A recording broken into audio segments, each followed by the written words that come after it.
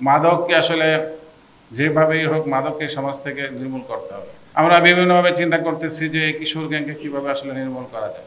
তিনটা বিষয়কে আমাদের ম্যান্ডেটেড কাজ যেগুলো আছে এর মধ্যে থেকে তিনটাকে আমি প্রায়োরিটাইজ করছি, যেটার উপর আমরা ম্যান্ডেটেড সব কাজই করবো, বাট তিনটা কাজের উপর বেশি গুরুত্ব।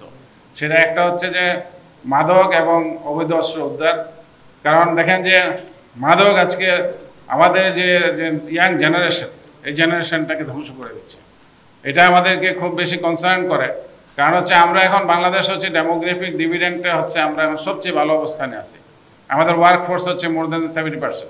তো সেখানে যদি আমি এই মাদকের যে করাল গ্রাস থেকে যদি ইয়াং জেনারেশনকে রক্ষা করতে না পারি, তাইলে এটা আমাদের জন্য হবে অনেক বড় একটা বিপদ।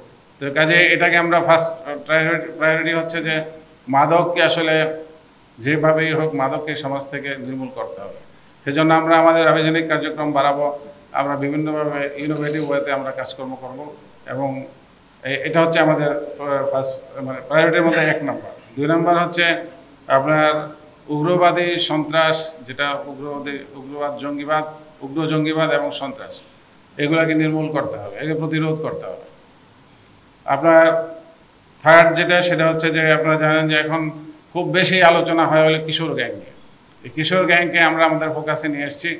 আমরা বিভিন্নভাবে চিন্তা করতেছি যে কিশোর গ্যাংকে কীভাবে আসলে নির্মূল করা যায়, এবং আমরা আসলে একটা সাস্টেইনেবল একটা সলিউশন কীভাবে করা যায় এই কিশোর গ্যাংকে। কারণ হচ্ছে যে এদের সেন্সিটিভিটি হচ্ছে, জানেন যে এরা মানে ইয়াং এজ গ্রুপ।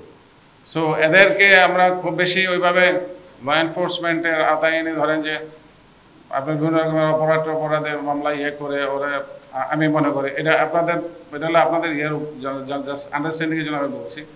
তো সেটা হলো আমরা চেষ্টা করতেছি যে কীভাবে এদেরকে আসলে রেকটিফাই করা যায়, কারেকশন করা যায়, কারেকশন করে এদেরকে মেইন স্ট্রিমে কীভাবে আনা যায়। কারণ এই ছেলেমেয়ে যারা আজকে এই বয়স কম, তারাই তো একদিন কিন্তু এই দেশের তো এরাই হচ্ছে এই দেশকে নেতৃত্ব দেবে, এই দেশকে সামনে এগিয়ে নিয়ে যাবে। সেখানে এখন যদি এই ধরনের অপরাধে ওরা জড়ায় যায়, তাহলে পরে তো এটা আমাদের জন্য কিন্তু অনেক বেশি কনসার্ন হওয়ার মতো বিষয়। এটা তো যে আপনি বলছেনই যে এটা তো আপনার সীমান্ত যারা দেখে মানে কনসার্ন এজেন্সি কাজ করে, যে যার যেটা কাজ আর কি।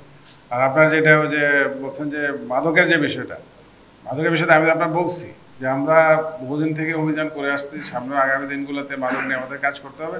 সেখানে আমরা অবশ্যই চেষ্টা করবো যেটা নতুনত্ব বা একটা উদ্ভাবনী কোনো কিছু, অথবা যেটা কোনো দেশে হয়তো বেস্ট প্র্যাকটিস হিসাবে এস্টাবলিশড হয়েছে, আমরা ডেফিনেটলি এগুলো কম্বিনেশন করে তো আমরা আমাদের আভিযানিক কার্যক্রমকে গতিশীল করতে চাই, এটা বলছি আপনাকে।